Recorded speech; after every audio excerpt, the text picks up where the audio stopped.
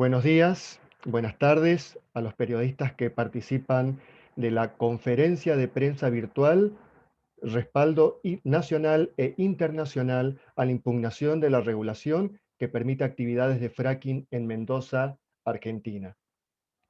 Los convocantes a la conferencia son Earth Justice, Organización de los Estados Unidos, la Alianza Interamericana para la Defensa del Ambiente, AIDA, Fundación Ambiente y Recursos Naturales, con sede en Buenos Aires, Argentina.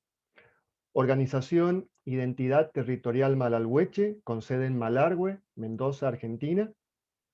Asociación Argentina de Abogados Ambientalistas y XUMEC, Asociación para la Promoción y Protección de los Derechos Humanos, con sede en la ciudad de Mendoza, en la República Argentina.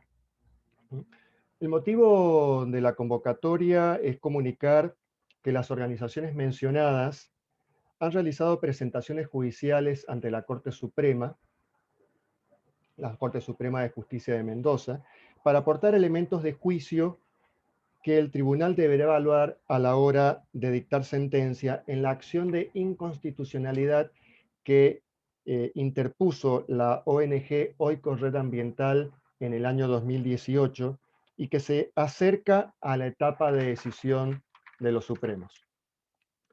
El decreto 248 reglamenta el procedimiento de evaluación de impacto ambiental para la explotación de hidrocarburos no convencionales. Contra este decreto, la ONG Oikos interpuso acción de inconstitucionalidad e inconvencionalidad, argumentando que viola tratados internacionales, disposiciones constitucionales nacionales y provinciales y otras normas vigentes que protegen el ambiente. Representantes de las organizaciones mencionadas aclararán a continuación aspectos centrales de las acciones judiciales interpuestas ante la Corte Suprema, en el marco de la presentación de Oikos, por supuesto. Las exposiciones tendrán una duración aproximada de 20 minutos. Luego habrá un espacio para preguntas y finalmente, quienes deseen más detalles o entrevistas podrán solicitarlo a esta sala al moderador. A los fines de organizar mejor la conferencia, los organizadores han solicitado que las preguntas se hagan por escrito en el chat. Aquellas preguntas que no puedan ser respondidas por privado serán respondidas más adelante o en la misma sala si hay un orador que pueda hacerlas. Los materiales adicionales, los kits de prensa y las presentaciones y demás que entregan mayor información para los periodistas se encuentran en el link provisto por la organización. A continuación, damos inicio a las presentaciones de las organizaciones.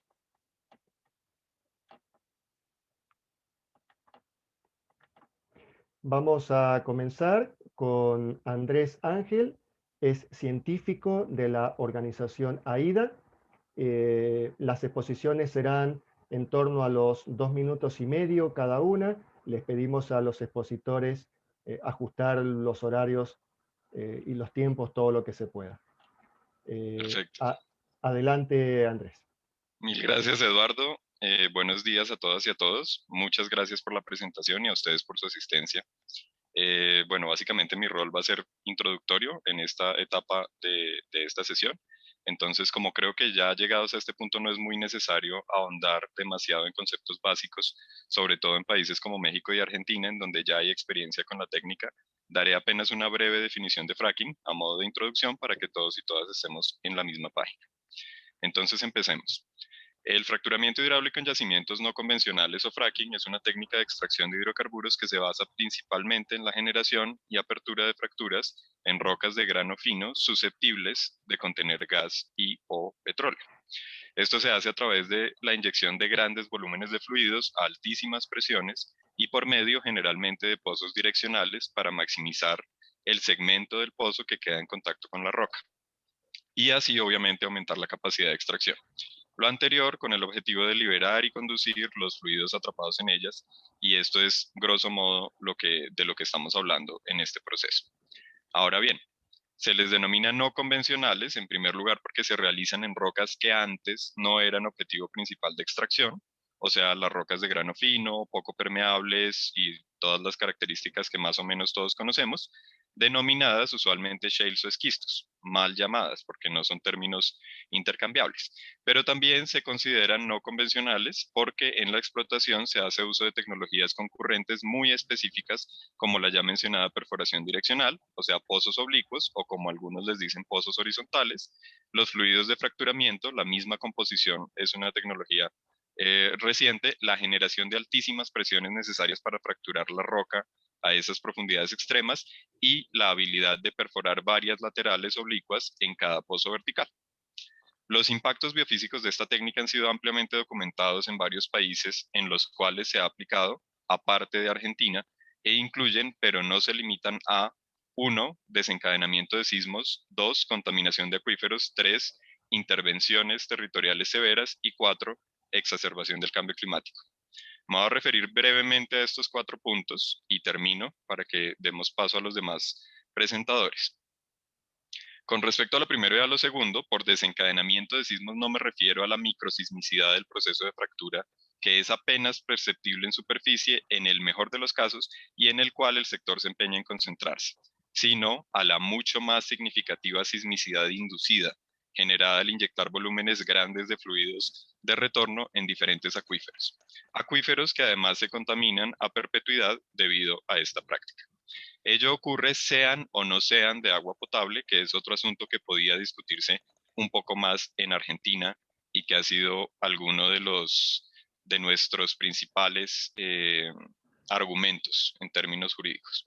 Con respecto a lo tercero, las intervenciones territoriales todos las conocemos, campos de decenas de kilómetros cuadrados llenos de pads, áreas de fracturamiento, solo hace falta ir a Neuquén o a poblaciones como Catrel para darse cuenta de esto, que deben ser preparadas para la instalación del pozo y el funcionamiento de los equipos. Ello incluye la remoción de vegetación, la rectificación del terreno, la generación de contaminación auditiva, atmosférica, etcétera, durante la construcción de los pozos y posteriormente por emisiones fugitivas.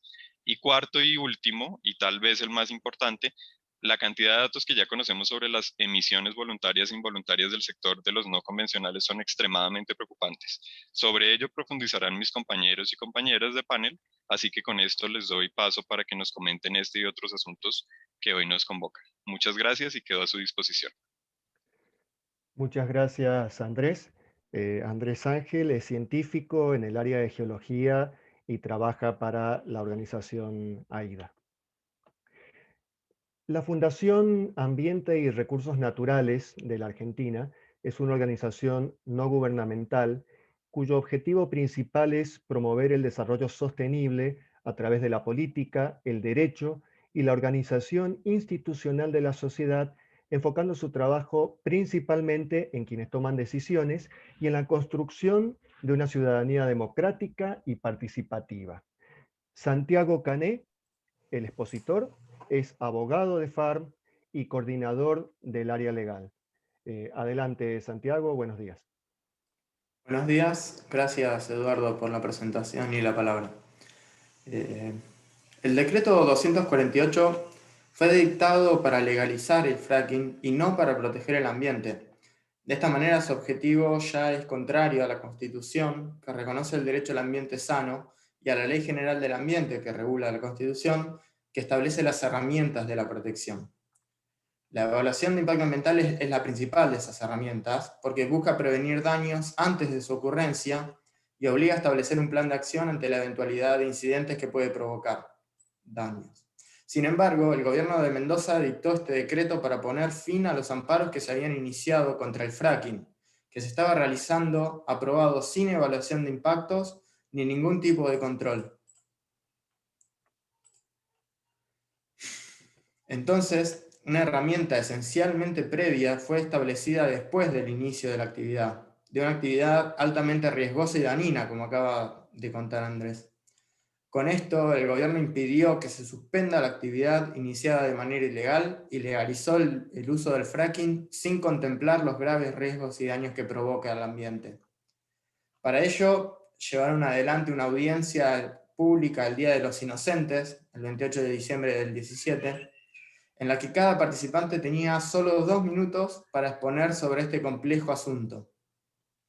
A pesar de manifestarse una amplia mayoría en contra de la norma propuesta, se aprobó a la orden de las petroleras y del sindicato de personal jerárquico de las petroleras. Yendo al decreto, complementa la norma de evaluación de impacto ambiental para la actividad específica de hidrocarburos no convencionales. En su artículo 4 estaría reconociendo la ilegalidad de los pozos anteriores a su dictado, al establecer la necesidad del procedimiento que no cumplieron, que siguen funcionando sin modificaciones además. Sin embargo, atiende esta situación y establece a continuación que las empresas decidirán cuándo hacen una evaluación ambiental y cuándo simplemente presentan un aviso de proyecto. En relación a las exigencias de los informes ambientales y de los controles a ejercer una vez otorgada la aprobación, sobresale la debilidad de la norma. No establece parámetros mínimos de seguridad, sino que los deja librados al análisis de cada caso, de manera que cualquier aprobación estaría cumpliendo los recaudos legales, complicando de esa manera intentos de oponerse por parte de la ciudadanía. Por último, destaco la falta de participación ciudadana adecuada, ya que la realización de audiencia pública, establecida por la Ley Nacional de Ambiente, queda a opción de la autoridad de acuerdo a la arbitraria clasificación de cada proyecto. Por todo eso, la organización OICOS inició una acción de inconstitucionalidad contra el decreto, en la que busca anular la norma por su falta de respeto al derecho al ambiente sano, por todas esas carencias mencionadas. En esa acción, FAN presentó argumentos del ordenamiento jurídico ambiental que invalidan la norma, dando razón a la organización que inició el amparo. Muchas gracias. Muchísimas gracias, Santiago. Continuamos. SUMEC, Asociación para la Promoción y Protección de los Derechos Humanos, es una organización de la sociedad civil sin fines de lucro, integrada por profesionales y estudiantes de diversas disciplinas que trabajan en la difusión, formación, investigación y defensa de los derechos humanos. María José González es abogada, especialista en derecho ambiental y parte del equipo profesional de SUMEX. Adelante, María José. Muchas gracias, Eduardo. Buenos días a todos. ¿Me escuchan bien? Como bien lo destacaba Eduardo unos minutos antes, soy parte de una organización civil que tiene como función la protección y promoción de los derechos humanos. Y dentro de nuestro estatuto constitutivo se encuentra el de promover todas las acciones necesarias, incluidas las acciones judiciales, para garantizar el derecho humano a un ambiente sano y equilibrado. Junto con esta tarea de promoción y protección, también tenemos una tarea de estudio e investigación. Y dentro de esta tarea de estudio e investigación, anualmente SUMEC publica informes que realizan un monitoreo sobre la situación de los derechos humanos en nuestra provincia. Ya en el año 2018 y 2019 se encuentran publicadas artículos que contemplan situaciones de presunta vulneración de los derechos humanos ambientales en relación con actividades de hidrocarburos en formaciones no convencionales en el sur de nuestra provincia. Es por esto que dentro de nuestra área de ambiente consideramos que el paso siguiente, el paso natural, era presentarnos como amigos del tribunal en esta causa en la que se discute la inconstitucionalidad y la inconvencionalidad del decreto 248. Para ello partimos de un postulado del reconocimiento indiscutible del derecho humano, del derecho al ambiente sano como derecho humano, y también del análisis de los últimos estudios científicos en cuanto a los riesgos y eventuales daños significativos y en algunos casos graves e irreparables que ocasionan al entorno la realización de esta técnica. En este sentido, acompañamos aportes de la Corte Interamericana de Derechos Humanos, en particular lo que la Corte manifiesta en la opinión consultiva número 23 del año 2017 en cuanto a las obligaciones del Estado en materia medioambiental, Y también consideramos importante resaltar un último fallo contra nuestro país, que fue de febrero del año pasado, publicado en abril del año pasado, que es el conocido caso Lacajonat versus Argentina, en donde la Corte reconoce que nuestro país ha vulnerado y es declarado responsable internacionalmente por vulnerar el derecho a la propiedad comunitaria indígena, a la identidad cultural, al ambiente sano, a la alimentación y al agua. Junto con estos aportes de la Corte Interamericana, señalamos también la próxima entrada en vigencia para toda Latinoamérica y el Caribe del Acuerdo de Escazú, que es el primer tratado de derechos humanos ambientales, y la importancia de este acuerdo es que Argentina lo firmó, lo ratificó el año pasado, ya es vigente en nuestro país, solo lo que menciono de la próxima fecha es la entrada en vigencia para todo el continente. Este importante acuerdo resalta lo que se denomina los principios de la democracia ambiental, que es el acceso a la información en asuntos ambientales, la participación ciudadana, el acceso a la justicia, y en un punto muy interesante para todos los que estamos aquí presentes, es la protección de los defensores y las defensoras del ambiente. Como mencioné al principio, SUMEC también analizó importantes avances científicos y académicos en torno a la fractura hidráulica en cuanto a la peligrosidad de la técnica. Fueron acompañados y detallados en este Amicus. Todo esto bajo el lente del control de la convencionalidad, es decir, analizar la compatibilidad entre la normativa del decreto 248 con las obligaciones asumidas internacionalmente por el Estado y también esta obligación de monitoreo frente a los derechos humanos. Para finalizar, quiero resaltar un primer aporte que mencioné inicialmente, que es la opinión consultiva, porque en un apartado especial, la opinión consultiva detalla los requisitos que debe cumplir una evaluación de impacto ambiental.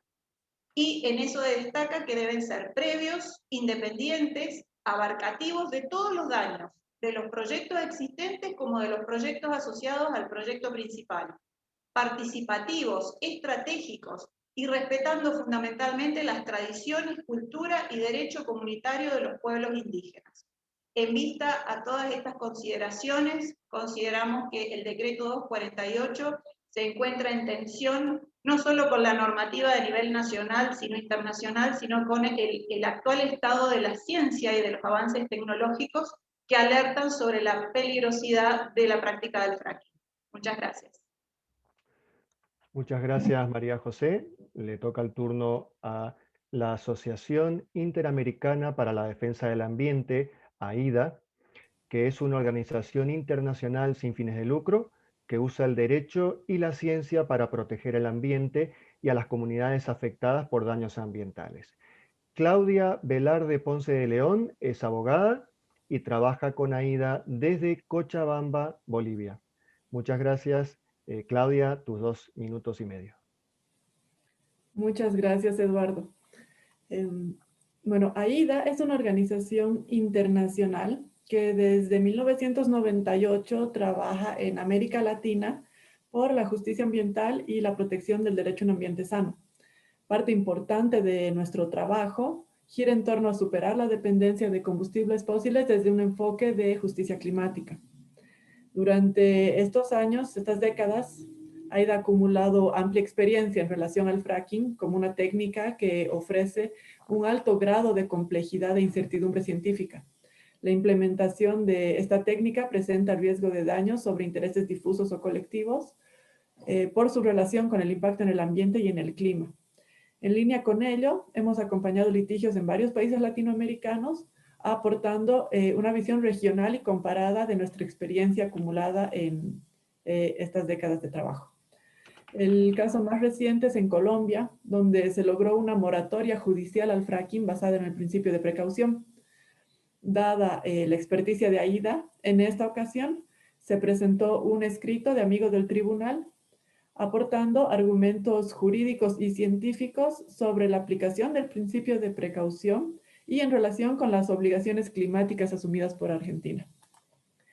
Como se evidencia en el escrito presentado, el decreto 248 no contempla todos los riesgos de daños graves o irreversibles por el desarrollo del fracking, no toma en cuenta apropiadamente la incertidumbre científica y omite la implementación de medidas efectivas para evitar la consumación de los daños.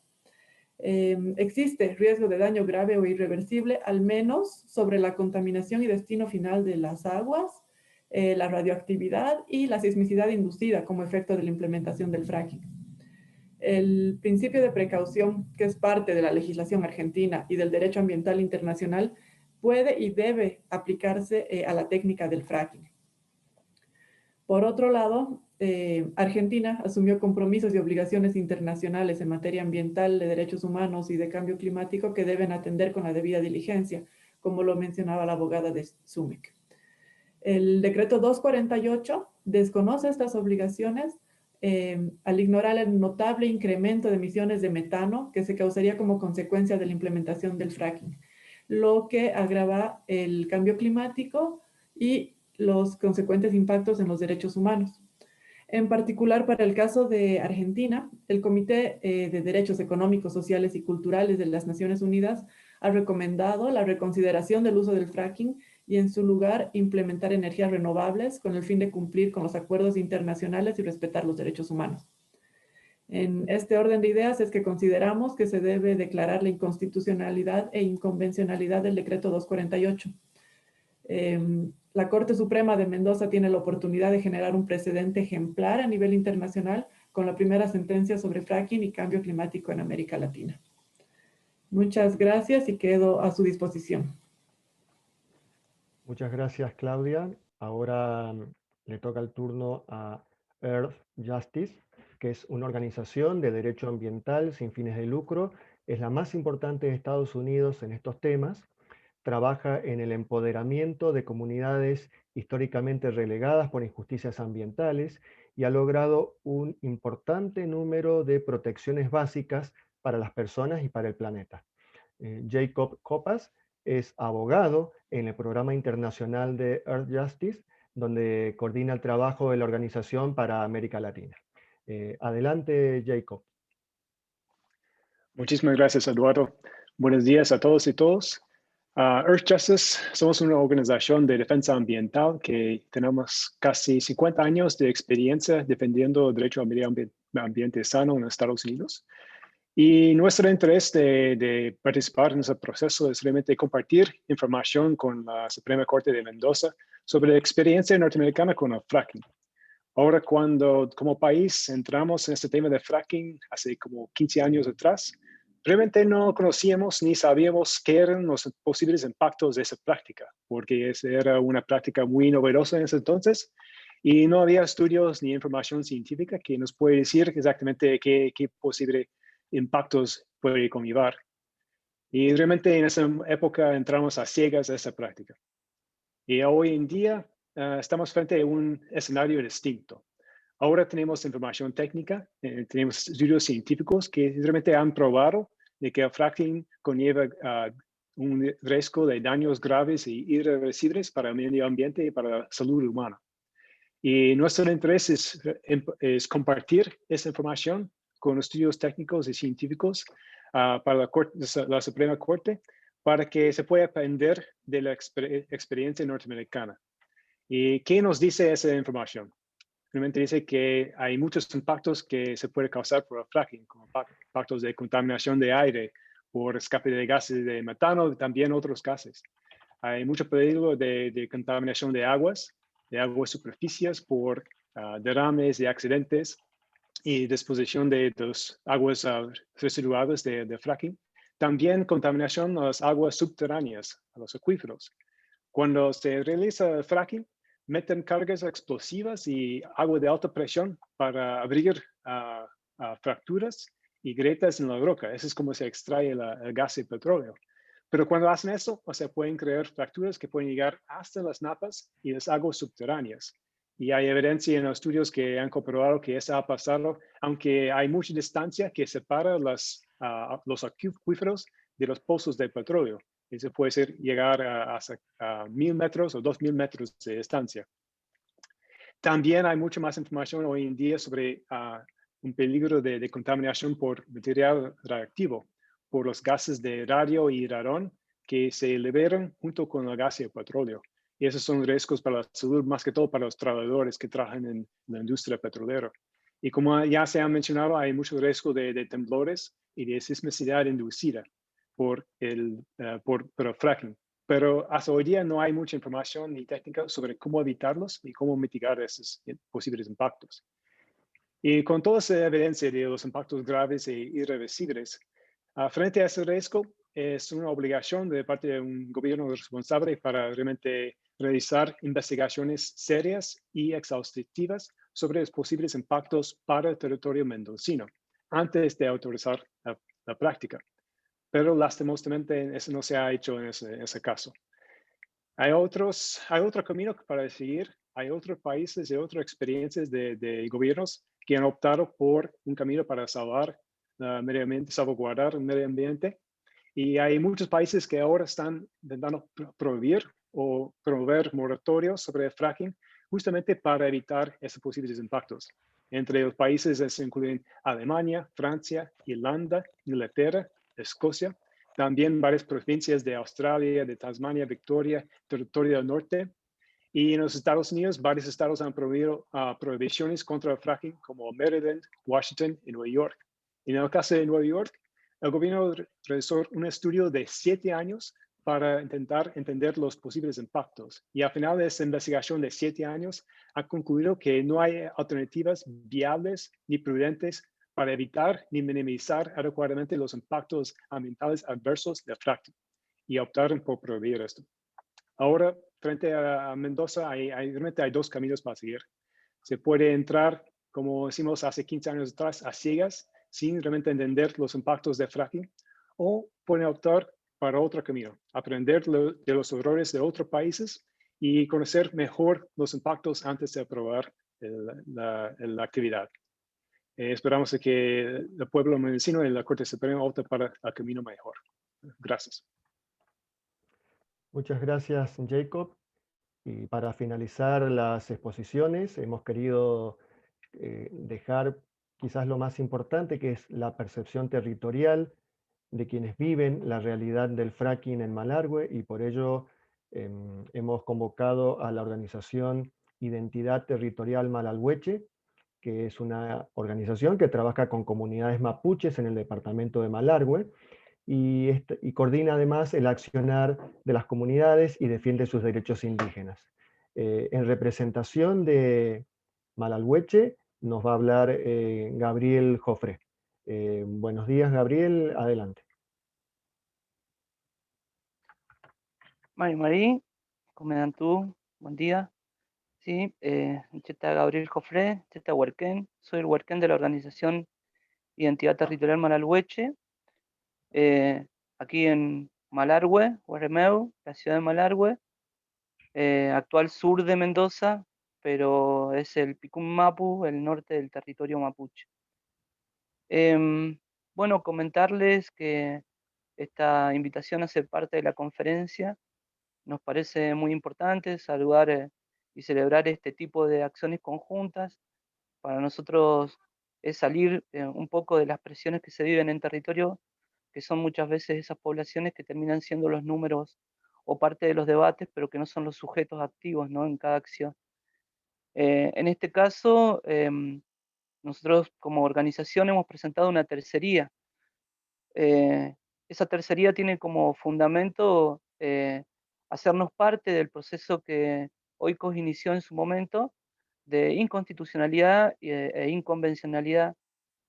Y si bien esta experiencia piloto que se instaló por el año 2017 inicialmente, fue realizada de una manera que justamente es la que más nos sorprendió, ¿no? Porque con criterio de seguridad, garantías, iniciaron la práctica sin hacer los procedimientos administrativos, sin comentarnos de una manera, digamos, sorpresiva sobre el territorio, y con mucha presión, con mucha acción pública, y después reglamentaron. Y en esa reglamentación, que surge casi un año después, aparte de haber realizado esa audiencia donde nos daban muy poco tiempo para intervenir, en todas esas instancias nosotros planteamos la incorporación del derecho a la consulta libre, previa e informada, que se realizó en el articulado de esta reglamentación, de este decreto, pero de una forma recortada.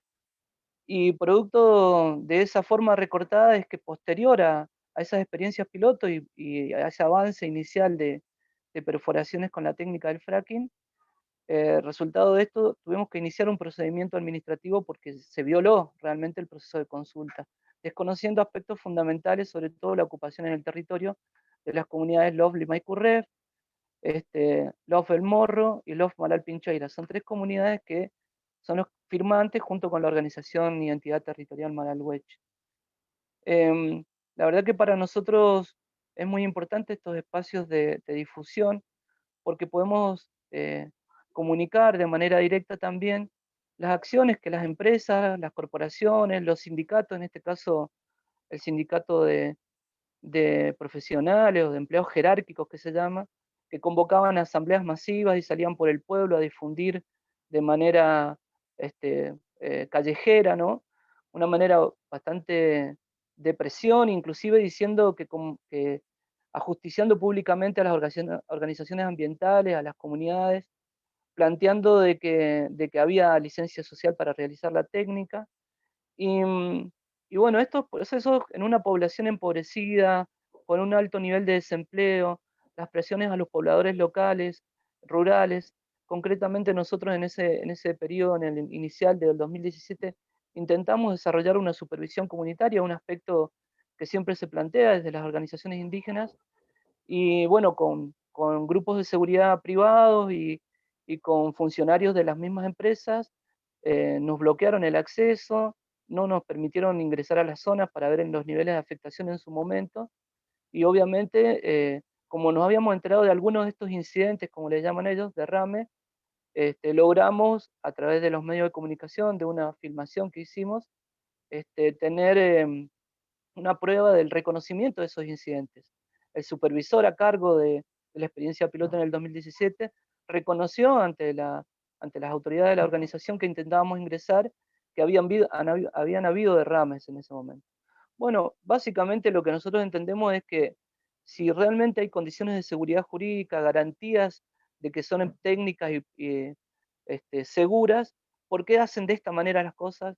Y obviamente que ya nos estamos respondiendo, ¿no? Porque al no cumplir con los procedimientos y al insistir en el grado de reglamentar una técnica que está tan cuestionada y que está provocando impactos altos en los lugares donde se está desarrollando, entendemos que es el momento de que la Corte Suprema de Justicia de la provincia de Mendoza ponga realmente a la justicia del lado de los pobladores, del lado de la ciudadanía, y que no se deje presionar por las corporaciones, sino que actúe de una manera independiente, como dicen que es ese poder.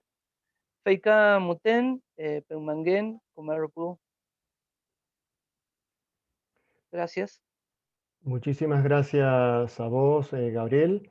Con esto damos por terminada la primera etapa de la conferencia. Vamos a habilitar el espacio para preguntas. Vamos a hacer una pequeña modificación al esquema original. Vamos a mantener la duración, por supuesto, pero vamos a habilitar las preguntas a viva voz. Así que si algún periodista, algún participante de la conferencia quiere hacer alguna pregunta, puede levantar la mano en la opción de este software y bueno, buscaremos a quien la pueda responder.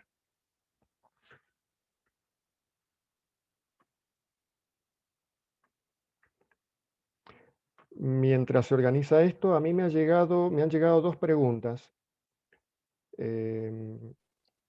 Eduardo Verónica Gordillo solicitó Perfecto. la palabra. Perfecto. Adelante, Verónica, buenos días. Gracias por estar.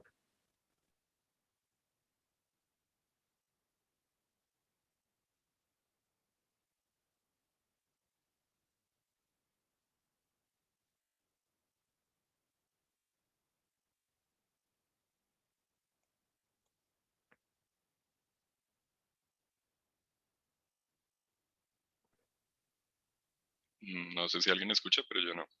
¿Pueden activar el audio de Verónica Gordillo? ¿Ya está activado? ¿Nos escuchas? Bueno, me ha llegado la pregunta me pregunta si me pueden hacer la pregunta directamente por el chat de WhatsApp. No hay inconveniente.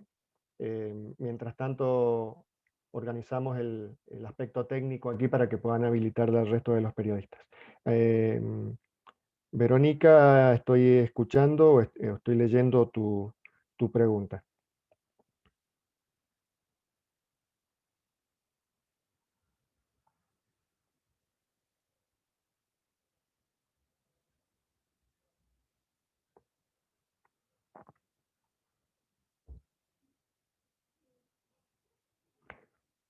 Bueno, mientras se escribe su pregunta, está en ese proceso, doy una de las preguntas que me han llegado también.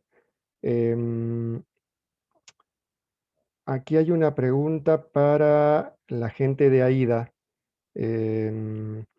La pregunta es la siguiente: ¿puede aclarar qué consecuencias tiene el principio de precaución y por qué debe aplicarse al presente caso?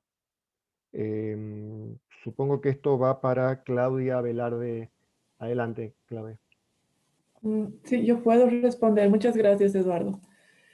Bueno, el principio de precaución es un principio ampliamente reconocido por varios países de la región, por todos los países de la región, y también por Argentina, ¿no? Incluso Argentina lo ha reconocido a través de la Ley General del Ambiente, en su artículo 4, en el que establece que la política ambiental estará sujeta al cumplimiento de principios ambientales, entre los cuales menciona el principio precautorio o el principio de precaución. Este principio ha recibido muy buena acogida también en la doctrina judicial argentina. Ha estado inserto en varios fallos judiciales que se han sustentado en el principio de precaución, e incluso en cuanto a derecho internacional, es muy interesante el caso de las fábricas de pasta de celulosa sobre el río Uruguay, un caso de Argentina versus Uruguay ante la Corte Internacional de Justicia, en el cual Argentina, como demandante, alega la inclusión del principio de precaución y sostiene que este principio sería aplicable en el caso con fundamento en la incertidumbre científica en cuanto al impacto ambiental de la planta de celulosa y el correspondiente riesgo de daños graves e irreversibles. Bueno, esto demuestra que el principio de precaución es ampliamente reconocido en el derecho internacional y en el derecho comparado en Latinoamérica, en Argentina. Y nosotros consideramos que la Corte Suprema de Mendoza podría beneficiarse de un análisis del principio de precaución desde el derecho internacional y el derecho comparado, ya que la jurisprudencia comparada ayuda a entender la aplicabilidad y los elementos, ¿no?, de dicho principio en controversias similares.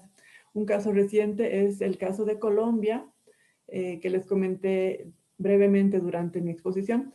En Colombia actualmente existe una moratoria judicial al fracking que se basa en el principio de precaución. Esta se da en el marco de un proceso de nulidad de dos normas que regulan el fracking en ese país, el decreto 3004 y la resolución 9341. Bueno, y básicamente el Consejo de Estado, en un auto del año 2019, reconoce el principio de precaución. Y voy a permitirme leer el auto del Consejo de Estado, porque creo que es importante conocerlo, ya por la similitud con el proceso legal en el que nos convoca en esta ocasión. Dice: el Estado colombiano, de un lado, tiene la necesidad de garantizar la sostenibilidad y autosuficiencia energética, pero del otro está obligado a proteger constitucional y legalmente el medio ambiente, los recursos naturales no renovables y la seguridad y salubridad de la generación actual y futura. A la fecha no existe una identificación específica y concreta de los peligros de la técnica para el caso colombiano. La Sala valoró la medida cautelar a través del prisma del principio de precaución, por lo que encontró que esta es idónea, suficiente, razonable, proporcional y necesaria. En suma, el principio de precaución impone una visión anticipativa, preventiva de la política ambiental para no tener que luego asumir los impactos negativos, económicos, sociales y generacionales de una actividad económica potencialmente peligrosa. Este es el auto del Consejo de Estado que menciona específicamente el principio de precaución, y en base a esto es que se sustenta la moratoria judicial en ese país. Bien, muchas gracias, Claudia.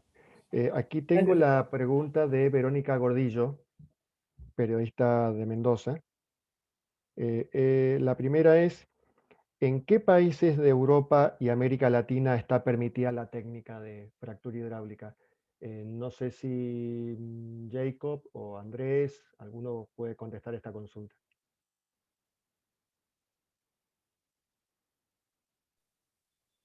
Yo entiendo que existen algunas moratorias en Francia, por ejemplo, y en algunas regiones de otros países, en Brasil, etcétera. Em, no tengo clara la lista, digamos, nosotros hicimos una publicación justamente el año 2019 que tenía una recopilación de todas estas moratorias. Si quieren, se las podemos adjuntar aquí en el chat para que ustedes revisen.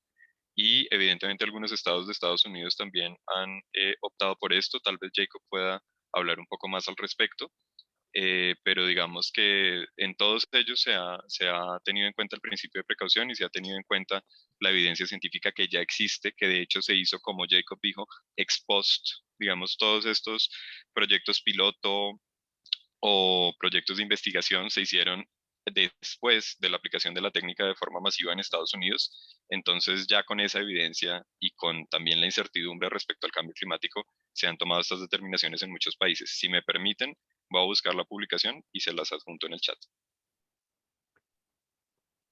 Y solamente para adicionar lo que dice Andrés, en el kit de prensa que tenemos un link en el chat ahora, en donde se puede acceder a esto, están todos los escritos y la información que todas las organizaciones presentes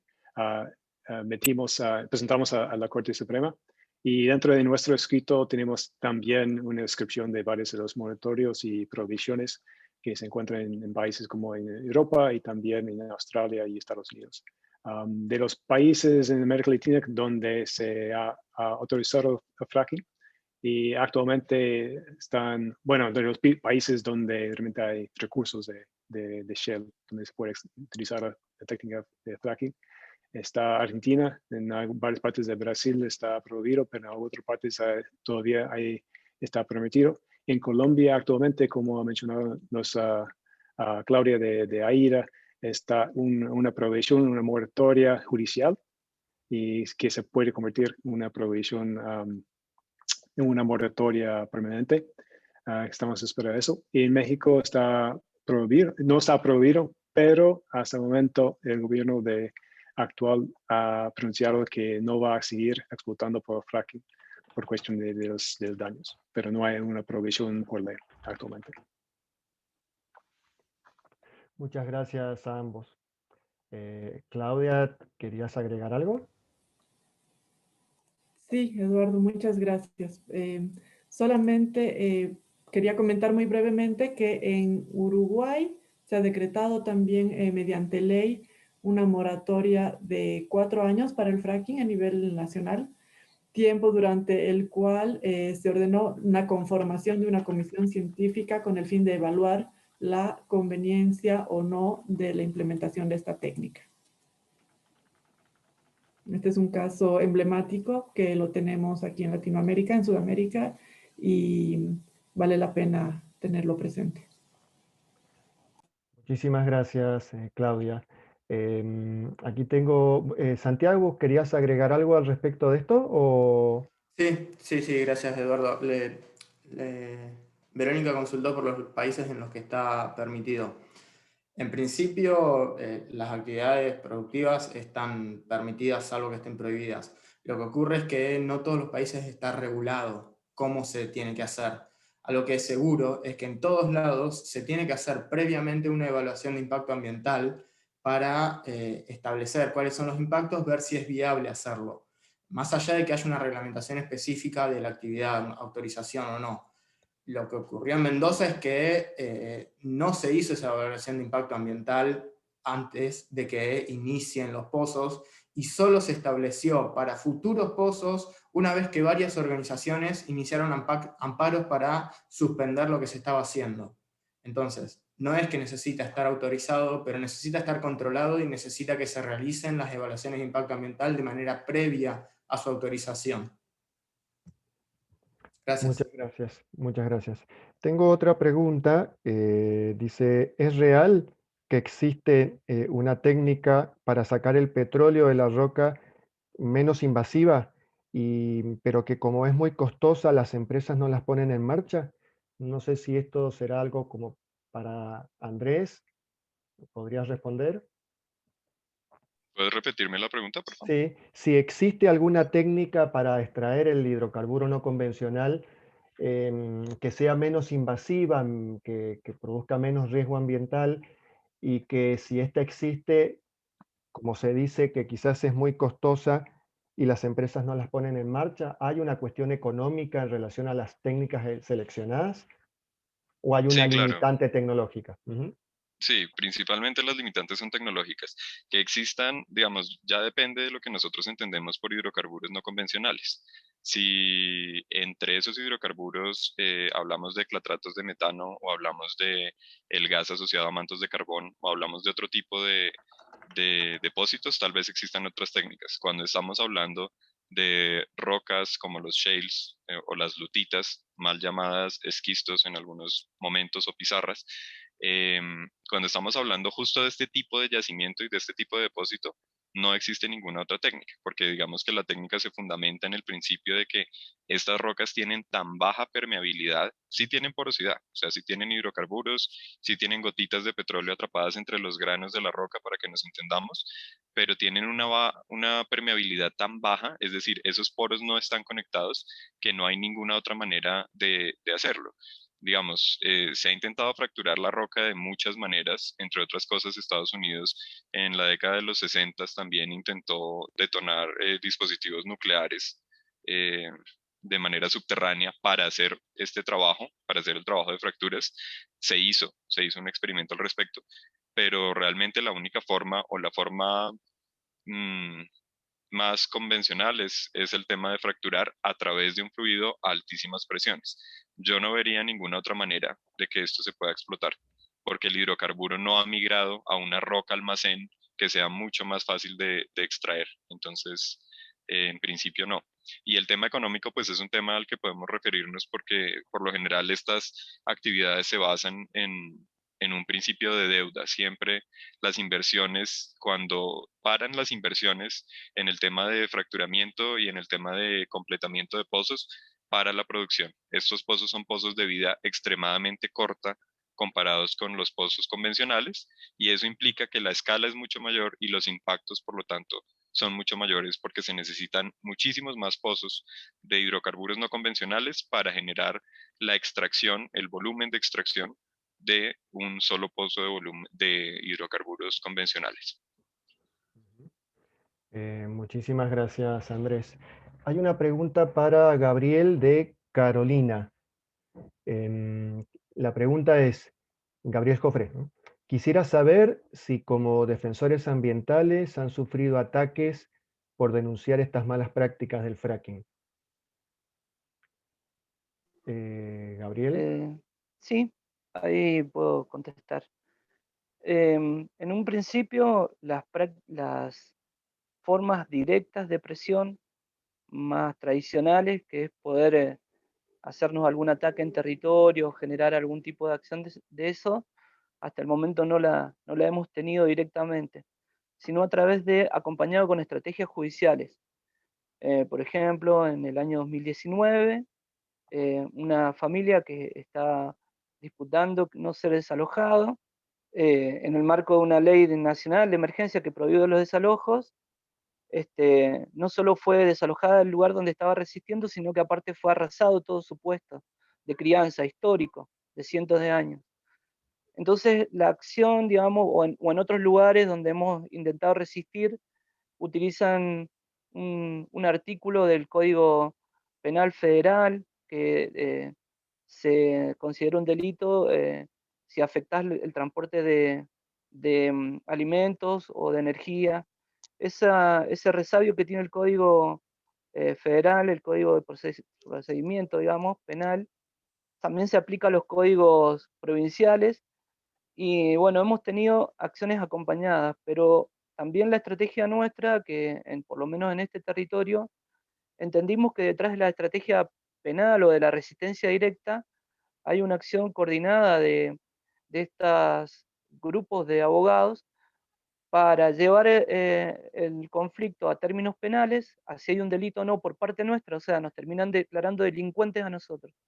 Entonces, nosotros antes de resistir o de hacer acciones de resistencia, nos planteamos de qué manera salir de ese enredo, y esto no es una ocurrencia nuestra, lamentablemente, si bien la actividad convencional del petróleo es histórica en Malargüe, ya lleva más de 50 años, la práctica del fracking se realizó de aquel lado del río, del lado de Neuquén. Y como ya nos hemos reunido con las organizaciones de Neuquén, con la Confederación Mapuche, y nos cuentan cuáles son las acciones que a ellos ya les impactan, digamos, directamente, acá hemos desarrollado una estrategia de frenar esas acciones. Así que, digamos, como que la violencia no solamente se puede expresar de manera directa, que es quizás el último aspecto que utilizan las acciones corporativas o los grupos estos de poder, sino que también utilizan todas las herramientas de la justicia. Por eso en este caso es muy importante la acción coordinada frente a una Corte Suprema que sabemos, por ejemplo, en una audiencia que se hizo, de que la jueza inicial que tomó, esto lo podrá contar la gente de hoy con más precisamente, pero sufrió presiones por parte del personal jerárquico. Cada vez que hay una acción, digamos, de audiencia pública o de acciones públicas, vemos al sindicato con una patota presionando. Así que bueno, nosotros entendemos que nuestra fortaleza está en mantener estrategias donde no nos confundan con esas formas que tienen ellos ya preestablecidas de llevarnos a que los delincuentes somos nosotros, cuando en realidad nosotros somos los que defendemos nuestro territorio, defendemos el ambiente y vivimos en esos lugares. Y la verdad que una de las discusiones históricas que tenemos, que después de 50 años de explotación petrolera, la situación de irregularidad en la tenencia de la tierra, de empobrecimiento, de falta de políticas para el desarrollo de la cuestión ganadera y agrícola, que es lo que hacemos las comunidades, no está presente. Sin embargo, hoy tenemos un programa súper importante de la provincia de Mendoza que se llama Mendoza Activa Petróleo, y nuevamente se cierne la sospecha sobre que esa acción para salvar o para ayudar en el marco de la pandemia a las empresas petroleras específicamente, a nosotros de ese Mendoza Activa, por ejemplo, no nos ayuda a la producción de ganado menor, al desarrollo agrícola ganadero que tenemos en las comunidades. Mendoza Activa no está preparado para nosotros, pero sí para las grandes empresas petroleras, que aparte van a ser subvencionadas por el Estado Nacional y por el Estado Provincial, o sea, van a recibir varias manos, y eso es lo que vemos que es una violencia o una acción violenta que, bueno, estamos intentando generar permanentemente estrategias de no caer en trampas, digamos. Hemos aprendido un poco de eso. Muchas gracias, Gabriel. Tengo 5 preguntas como para ir cerrando esta conferencia de prensa. Voy por la primera.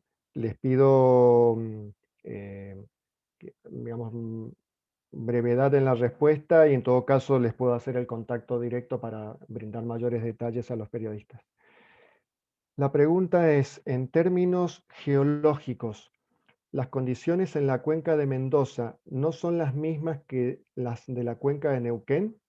Esto es una pregunta para Andrés Ángel. Vale, mil gracias.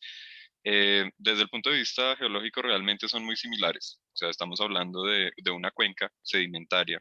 No estamos hablando pues de cuencas hidrográficas, sino de cuencas sedimentarias, es decir, del vasito que recibe todos los sedimentos, tanto en ambiente tectónico como en características estratigráficas, o para que nos entendamos mejor, en las características de los materiales son realmente muy similares. Tal vez en Mendoza hay algunas particularidades, la cuenca se estrecha un poco hacia el piedemonte, probablemente las profundidades sean un poco menores, eh, pero realmente, aparte de eso, son relativamente similares. Ahora bien, un poco lo preocupante en este caso, que hemos observado nosotros desde el análisis de la argumentación jurídica y científica, es que he notado mucho determinismo por parte de las personas que han intervenido en el proceso, y de los documentos que se han aportado al proceso también, ¿no? Informes de universidades que presentan esquemas ideales, profundidades únicas, que hablan de, digamos, profundidades restrictivas para acuíferos de agua dulce, que no se refieren al concepto de agua dulce en sí, sino que lo toman realmente como viene la legislación y no se tiene en cuenta si probablemente con un tratamiento sencillo, como ocurre en Estados Unidos, estas aguas puedan potabilizarse. Eso me ha preocupado un poco, el tema del determinismo, y el tema, por ejemplo, de que, volviendo al contexto geológico en el que nos estamos desenvolviendo, se aluda a fallas y a fracturas que son, por definición, conductos preferenciales para la migración de los hidrocarburos. Se aluda a ellos justamente para hablar de lo bueno que son los depósitos, de lo bueno que son estas rocas para extraer hidrocarburos, pero que no se discuta esas mismas fallas y esas mismas fracturas como una posibilidad de contaminación.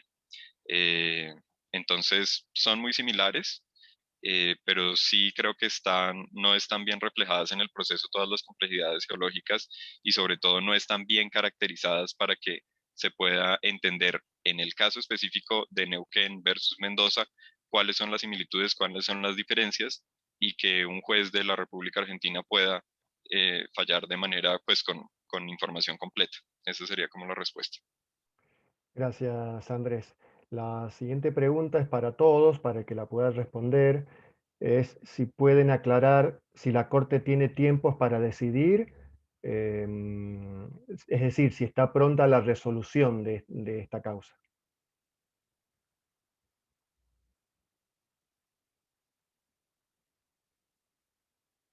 ¿Alguien?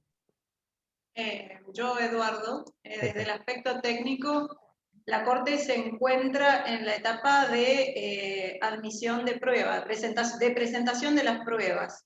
Todavía falta una instancia de audiencia final. Nosotros, o sea, todavía hay tiempo, simplemente que inicialmente el periodo para presentación de pruebas, para la producción de las pruebas presentadas, cerraría en el próximo mes de marzo. Estamos pronto a comenzar. Perfecto, muchas gracias. Estoy buscando la próxima pregunta.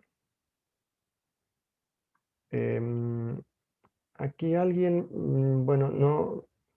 alguien menciona que aquí hay un informe de la Universidad Nacional de Cuyo y de la Secretaría de Ambiente de Mendoza respecto de la técnica de fractura hidráulica. Si alguno de los presentes lo ha leído y si tienen alguna opinión al respecto. No sé, quizás Andrés, en la parte, porque es un informe técnico. Ujú. Sí, claro que sí. Yo creo que Jacob después me puede complementar un poco, pero sí hemos tenido acceso a todos los documentos, en particular, pues en mi caso, del expediente de lo que tiene que ver con lo técnico, y sí existen algunos, digamos, observaciones que sería pertinente hacer, ¿no? Por ejemplo, lo que ya les mencioné sobre la falta de problematización del término acuífero de agua dulce, que es un acuífero de agua dulce en Argentina, cómo se compara con otras legislaciones, un ejercicio muy interesante que hice particularmente aquí para IDA en Colombia es comparar lo que se denomina acuífero de agua dulce en Colombia de aprovechamiento humano y lo que se denomina en Argentina, y encontré que nuestra legislación es por lo menos 2 veces más permisiva y laxa que la legislación estadounidense, que probablemente estas aguas en las cuales se están reinyectando aguas de fluidos de retorno, flowback, que contienen elementos radioactivos, que contienen metales pesados, que contienen todos los aditivos que se genera el fluido de fractura. Estas aguas de estos acuíferos probablemente con un tratamiento sencillo puedan ser usadas para el consumo humano. Eso es algo que poco se discute poco o nada, se discute en los informes de la Universidad de Cuyo y de la Secretaría de Ambiente y Ordenamiento Territorial de Mendoza. El tema de que se usen, insisto, gráficos ideales, que una universidad no acceda, por ejemplo, a la información estratigráfica específica de la cuenca para hablar del caso de Neuquén, para hablar del caso de Mendoza, eso me parece preocupante, porque se hacen descripciones completamente genéricas que podría uno encontrar en un libro de geología, pero que no reflejan la realidad del territorio. Lo que les decía, se discuten temas estructurales, pero sobre la calidad del yacimiento y no sobre la posibilidad de contaminación. Se habla de que cuando se hacen los pozos, por ejemplo, existe una certidumbre de que no va a haber fallos. Se habla de cementaciones perfectas en la construcción de pozos. Estoy resaltando estas palabras porque perfectas, certidumbre, son términos que no utilizarían científicos, digo yo. Y bueno, existen muchas omisiones. Lo que particularmente más me llamó la atención es la ausencia de fuentes, sobre todo de fuentes científicas. El informe de la Universidad de Cuyo, un informe de casi 200 páginas, solo contiene un informe o una fuente que es peer-reviewed, que es revisada por pares, científica. Eso es preocupante. Y el uso de fuentes cercanas al sector petrolero. Nosotros incluso encontramos algunos fragmentos de los informes que no estaban citados, pero que eran una copia de lo que se puede encontrar en una página de promoción de la actividad del fracturamiento hidráulico no convencionales. Entonces, ese tipo de hallazgos son realmente muy preocupantes y creo que justamente por esto, estos ya son alarmas que tenemos que tener para que el juez tome su decisión, porque realmente es extremadamente preocupante y lo digo como científico, no lo digo como ambientalista ni como activista, sino como geólogo. Muchas gracias. Tengo preguntas de Florencia, de Carolina también. Me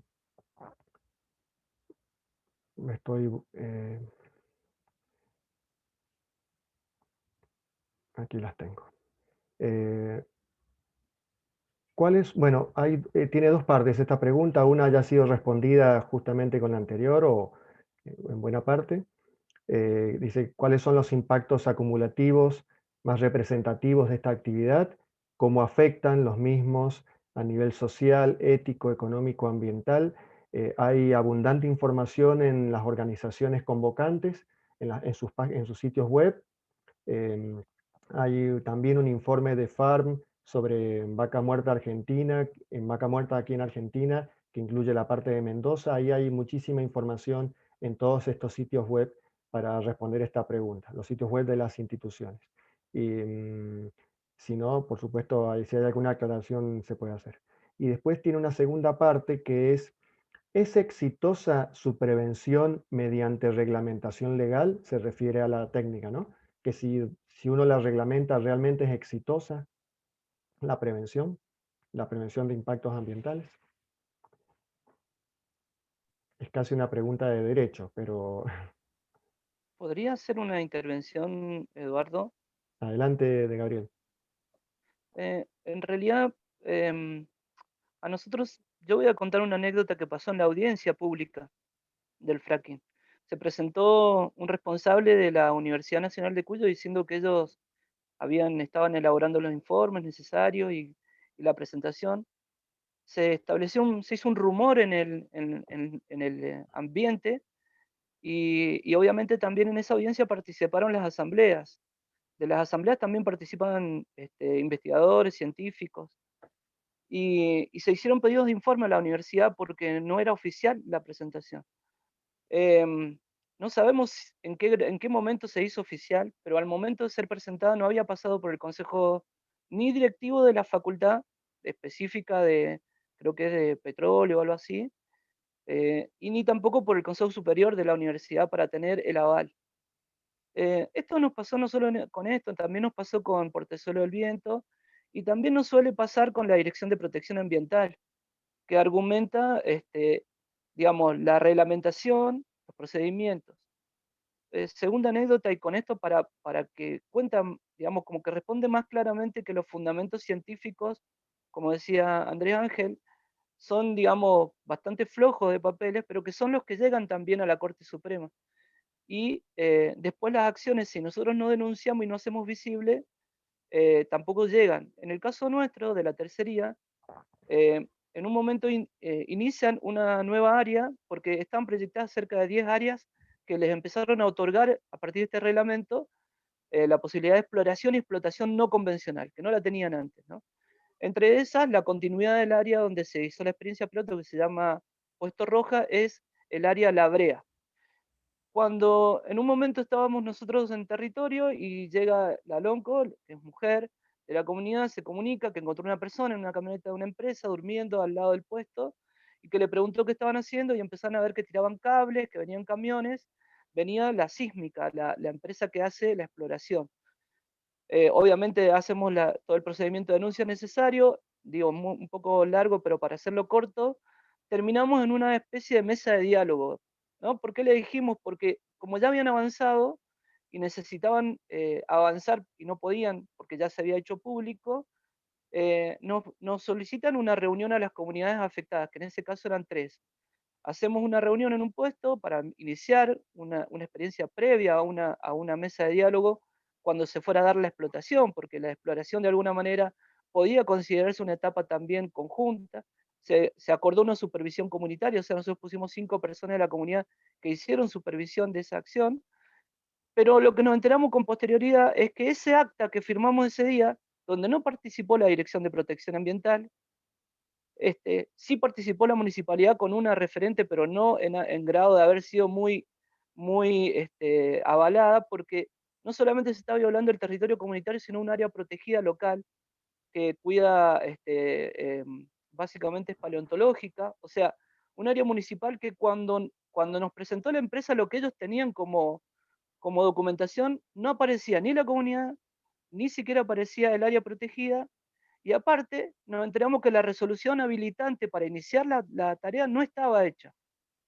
Y cuando presentamos esta documentación al día siguiente en la DPA, se utilizó el acta de la organización y la información que se armó ese día para darle la habilitación a la empresa a ingresar. Sin embargo, la empresa ya estaba a mitad de terreno, ya había avanzado. Este tipo de prácticas nos empiezan a decir son comunes. O sea que lo común es violar la ley, digamos. Entonces, estamos planteando que si hacemos reglamentaciones, hacemos legislaciones, y nosotros cuando estamos en los territorios no las conocemos, pasan esto. Ahora cuando las conocemos y empezamos los procedimientos, ahora exigimos, digamos, y le planteamos a la justicia que cumpla su rol, digamos, que se haga firme en su rol, que no puede ser que la constante sea la violación de los reglamentos, la violación de la ley, para después decir, bueno, a quién afectamos o quién no afectamos, porque si no pareciera como una risa, ¿no? O sea, hacemos leyes para violarla y después salir a procedimientos de 5 o 10 años, como ahora esto, que se tendría que haber o resuelto, perdón, rápidamente, y sin embargo estamos en etapa de esto, en etapa de aquello. O sea, nosotros esperamos todo lo que sea posible. Y ellos en menos de una semana hacen una experiencia de fracking ilegal, violatoria.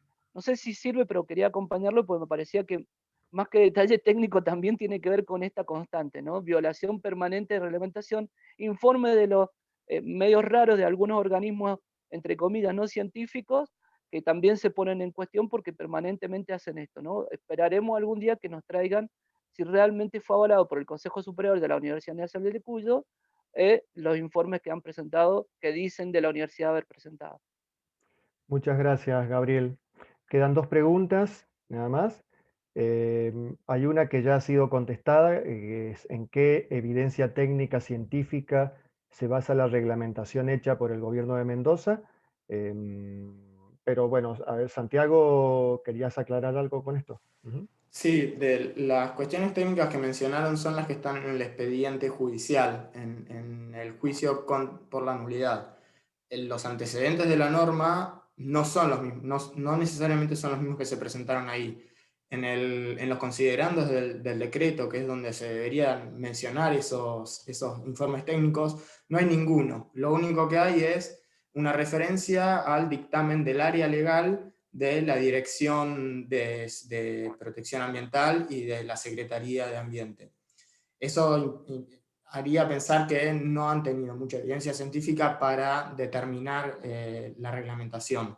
Lo que sabemos nosotros es que suelen, porque lo vimos en la provincia de Neuquén también, basarse en 2 informes, uno del Instituto Argentino de Petróleo y Gas de 2014 y otro de la Academia Nacional de Ingeniería. Como decían antes, son informes técnicos elaborados por los mismos que realizan la actividad. Por lo tanto, su parcialidad está bastante cuestionada, como mínimo.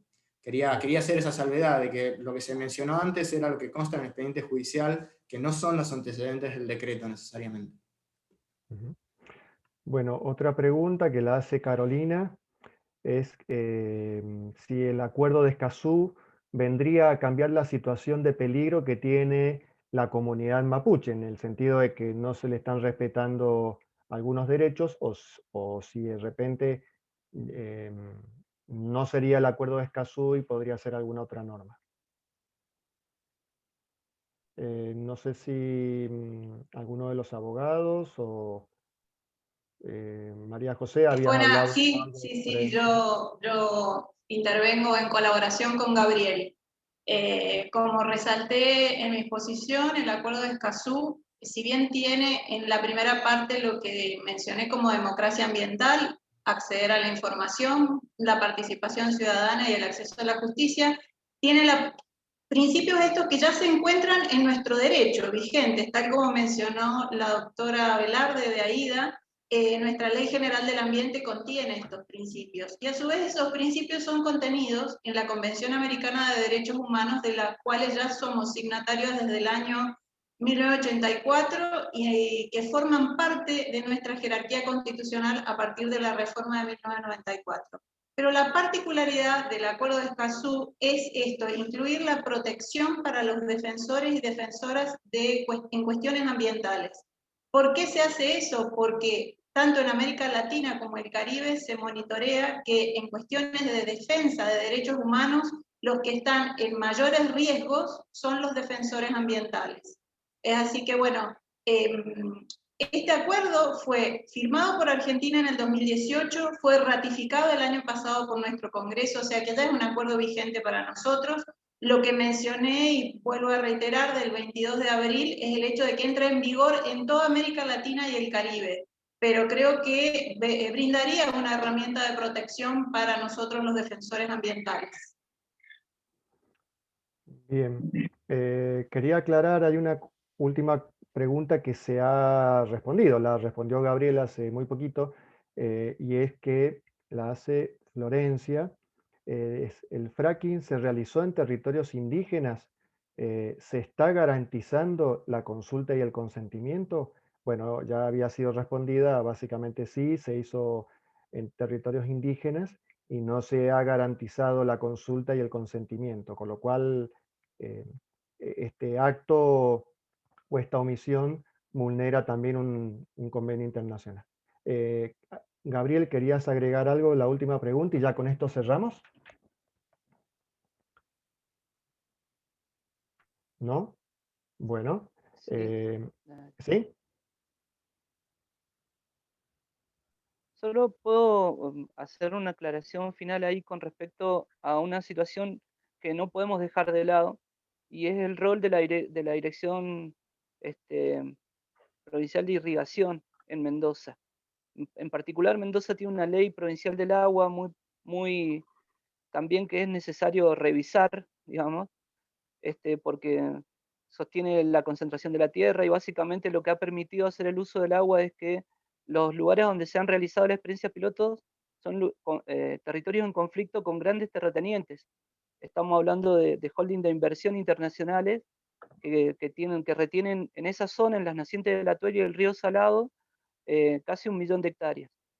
Y lo que obviamente nosotros estamos en tensión y en disputa y en conflicto con ellos, y al haber salido a defender el territorio de esta manera, también hemos incidido para que se ponga en discusión nuestro planteo inicial, que es el territorio y la defensa de esos territorios. Entonces tenemos procedimientos iniciados.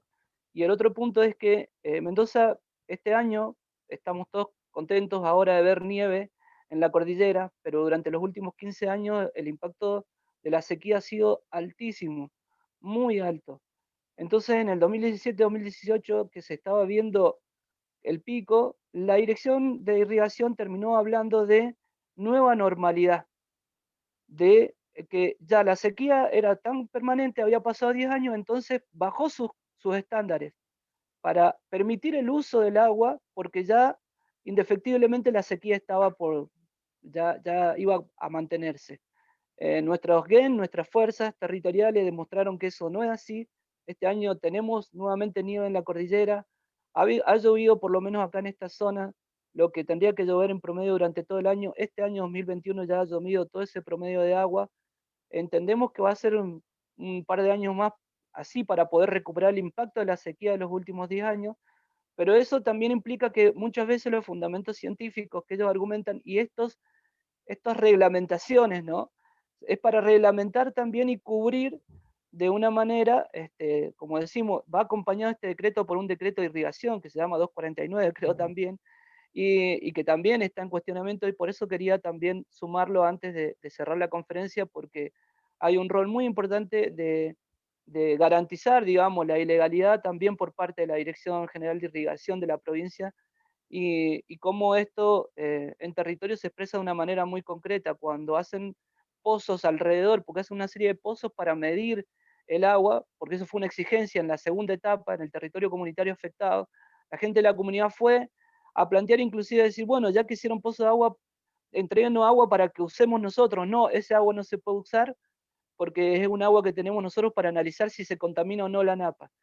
La verdad que se hacen pozos para usar el agua, pero nuestras comunidades no tienen acceso en un momento de sequía a poder usar el recurso de la mejor manera. Nos cortan los accesos al riego. Digo, esto está alrededor de toda esta situación, está una acción irregular de la Dirección General de Irrigación o del Departamento General de Irrigación, como se llama, y no quería dejarlo de lado entonces de que las fuerzas respondieron y hoy tenemos el agua ahí en la cordillera, la nieve, el pirrén, y nosotros vamos a seguir haciendo fuerza para que se explique, porque seguramente que después de este tiempo algunos científicos van a querer venir a explicar de otra manera, pero no hay mucha explicación con respecto a la baja de la polución que provocó la pandemia, y esperamos que las acciones científicas de la provincia se pongan a la altura y que empiezan a definir esto. Para nosotros sabemos que los bien respondieron, las fuerzas respondieron, y por eso vamos a seguir defendiendo mucho más fuertemente nuestro territorio.